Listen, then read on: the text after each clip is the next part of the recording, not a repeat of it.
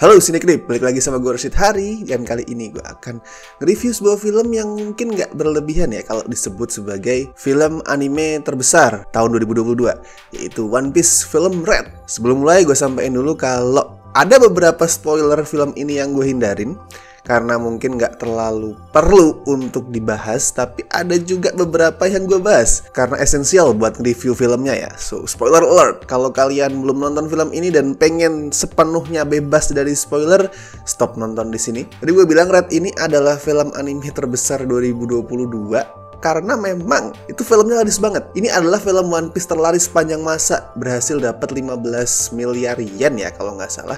Itu lebih dari 2 kali lipatnya One Piece film Z, yang sebelumnya adalah film One Piece terlaris dengan pendapatan sekitar 6,8 miliar yen. Dan di daftar film terlaris sepanjang masa di Jepang, One Piece film Red ini juga so far ada di posisi 13. Salah satu alasan bisa segede itu gue rasa jelas ya. Kayak udah kelihatan di judulnya, Red, ini film tuh menjanjikan ke fans kalau akhirnya setelah penantian bertahun-tahun, Red Haired Shanks beraksi. Fans tuh udah lama banget nungguin Shanks akhirnya bergerak, akhirnya beraksi, sampai munculin banyak banget meme. Dan ceritanya sendiri emang deket banget sama Shanks ya. Lebih tepatnya soal anak dia, putri dia yang bernama Uta. Uta ini adalah penyanyi terkenal ya, macam idol gitu kali ya. Dan dari namanya udah kelihatan sih, Uta. Itu kan dari Utahime, itu bahasa Jepang yang artinya diva. Uta ini terkenal karena rekaman dia nyanyi itu viral. Gue suka part nyanyiannya Uta itu viral karena itu adalah salah satu contoh gimana naskah bikinan Sukomu Kuroiwa itu bisa membawa fenomena di realita ke semesta One Piece. Nah, dan si Uta tuh menggelar konser perdana. Untuk pertama kalinya dia live concert, dan tentu saja semua orang di seluruh dunia tuh ngumpul, termasuk Luffy dan krunya. Dan penonton sendiri, kita sendiri tuh kayak nonton konser emang. Uta tuh kalau nggak salah nyanyi sekitar 4-5-6 lagu gitu, gue lupa pastinya, dan itu jumlah yang cukup banyak untuk sebuah film yang durasinya nggak nyampe 2 jam. Jadi nonton One Piece film Red tuh berasa kayak nonton musical yang vibrant. Soalnya si sutradara Goro Taniguchi itu ngebungkus konsernya Uta pakai visual yang rame banget, meriah, semeriah jumlah genre musik yang ada di lagu-lagunya. Soalnya banyak banget tuh, ada pop, rock, even metal juga ada. Tapi favorit gue adalah Where the Wind Blows yang ballad. Itu emosional banget, cakep banget, indah banget. Apalagi suaranya si Ado yang ngisi suaranya Uta tiap dia nyanyi ya, itu juga bagus banget.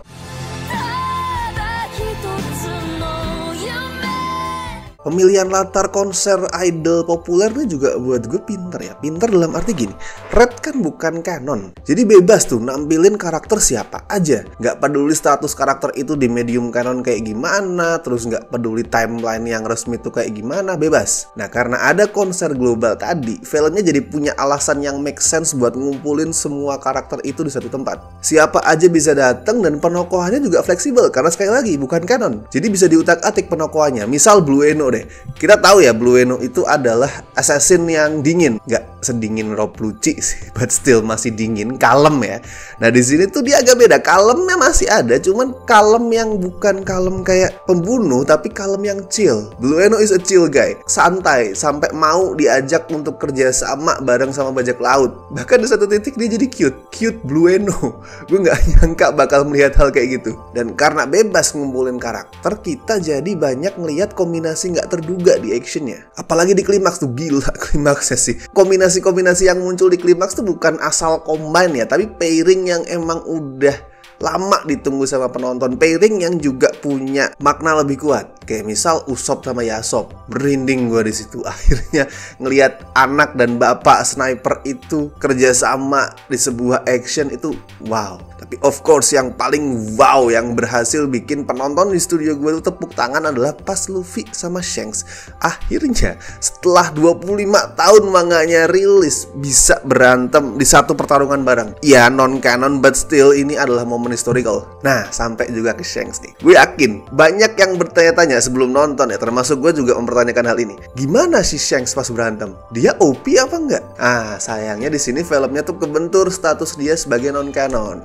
Taniguchi itu sekali lagi udah berusaha maksimal banget buat bikin setiap aksinya Shanks itu kelihatan epic. Tapi sekali lagi tetap ada batasan sebagai non-canon. Film ini nggak bisa mendahului manganya, dan di manga sendiri Shanks belum full power ya. Makanya pas nonton gue ngerasa, bro, Shanks tuh jauh lebih kuat daripada ini. Dan itu pasti, itu bukan cuman keinginan gue sebagai penonton atau pembaca manganya, tapi gue yakin pasti lebih kuat daripada itu, karena dia bisa ngalahin seorang admiral cuman pakai haki dari jarak jauh. Dia cuma nongkrong sambil ngopi di kapal, admiralnya kabur. Shanks versi canon bisa ngelarin pertarungan di film ini dengan gitu aja. Tapi ada satu kelebihan film ini sebagai non-canon nih, dan itu menunjukkan betapa pentingnya keterlibatan kreator asli di pembuatan film walaupun statusnya bukan canon. Di sini tanpa harus tahu soal berita-beritanya, ngebaca kreditnya, gue akan bisa ngerasa gimana Oda itu terlibat banyak. Karena gini, Red dibikin kan jauh sebelum Wano Arc kelar, jauh sebelum Luffy nampilin transformasi barunya sebagai Nika. Dan walaupun cuman bentar, Luffy ngasih lihat transformasi Nika itu di film ini. Itu gue nggak nyangka, dan semuanya bener gitu loh. Bener dalam arti looknya bener, detail tampilannya tuh juga bener, nggak aneh-aneh, karena memang ini ada kontribusinya Oda.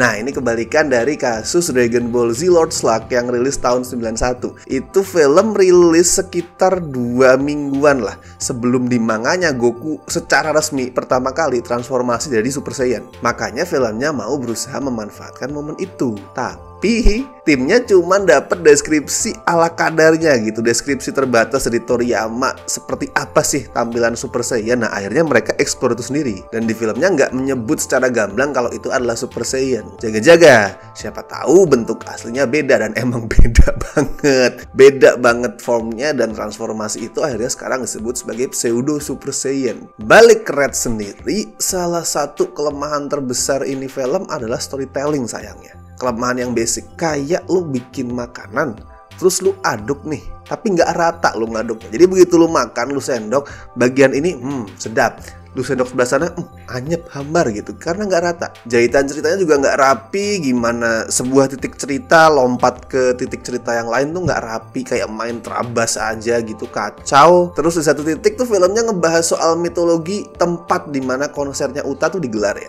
Mitologi tentang kemunculan Raja Iblis yang namanya Thought Musica. Nah, di mitologi itu banyak rules tuh. Rules soal gimana memanggil Thought Musica, gimana mengusir dia, apa kaitannya sama Uta dan lain sebagainya. Dan itu kacau sih. Itu inkonsisten banget, rulesnya tuh inkonsisten gitu, kayak nggak memperhatikan rule satu dan yang lain. Dan gue nontonnya bingung, apa yang terjadi ini, kenapa bisa begini, kenapa bisa begitu, karena nggak rapi dan inkonsisten. Tapi sekali lagi ya, ini fanservice yang memuaskan banget. Gimana filmnya bikin karakter-karakter yang aslinya itu saling bermusuhan atau minimal ada di pihak yang berlawanan ya, terus kemudian bersatu, mengesampingkan urusan pribadi dan segala macam. Itu buat gue mewakili spiritnya One Piece. One Piece sendiri kan emang selalu soal persatuan ya, makanya disebut One Piece. Dan gue salah satu penganut teori yang menyebut kalau di endingnya nanti One Piece itu soal bersatunya semua masyarakat dunia. Mereka pesta pora di satu tempat, bersatu, nggak ada batasan ini itu, bersatu sebagai satu bagian as One Piece. Sebuah dunia yang damai, bebas, bersatu, dan spirit itu berhasil diwakili sama film ini. Kalau buat non-fans gimana? Ya bakal bingung sih, bingung kayak itu siapa? Itu emak-emak badan gede yang duduk di singgasana siapa? Itu mas-mas rambut merah yang mulutnya ditutupin pakai shawl bulu siapa anjir? Kenapa bisa di sini? Hubungannya apa dan segala macam? Gue yakin pasti bingung ya. Mungkin bakal ngerasa capek juga, pusing, bosen nontonnya. Tapi gini loh, Red itu adalah film One Piece ke-15. Manganya sampai saat ini sampai ke chapter 1061. Animenya gue nggak ngikutin anime jadi agak kurang inget, tapi kalau nggak salah tuh sekitar 1030-an episode ya. Correct me if I'm wrong. Dan sebagai sebuah franchise dari pertama kali diluncurkan di manga, One Piece itu udah berjalan selama sekitar 25 tahun. Jadi kalau lu dateng nonton One Piece film Red dan berusaha menjadikan itu sebagai perkenalan pertama lu sama semesta One Piece, ya kurang tepat. Dan kalau ada review yang mengkritisi gimana ini film gak bersahabat sama orang awam, membingungkan, bikin dia pusing, well, si reviewer yang salah sih buat gue ya, sorry itu sih. Udah tahu nih ini chapternya tadi ya 1000-an lebih, jalan 25 tahun, terus lu dateng nonton tanpa berusaha membekali diri lu sedikit pun soal update dunia One Piece sampai mana, karakternya siapa, ya minimal baca-baca deskripsi di internet yang itu udah banyak banget. Lu melakukan itu terus kemudian lu nge-review, wah ini jelek karena membingungkan, gue gak kenal karakter ini itu, cuman buat fans aja. Well, si reviewer yang terlalu arogan buat gue. Skor kalau buat One Piece film Red ya gue kasih 7,5 dari 10 lah. Karena sekali lagi gue terhibur banget sebagai fans. Visualnya oke, lagu-lagunya cakep, fanservice-nya juga kena banget. Tapi memang sebagai sebuah film, basicnya, storytellingnya itu memang kurang oke. Kalau menurut kalian gimana? Apa ada yang merasa kalau ini adalah film One Piece terbaik sepanjang masa? Atau malah sebaliknya, kecewa sama film ini even sebagai fans?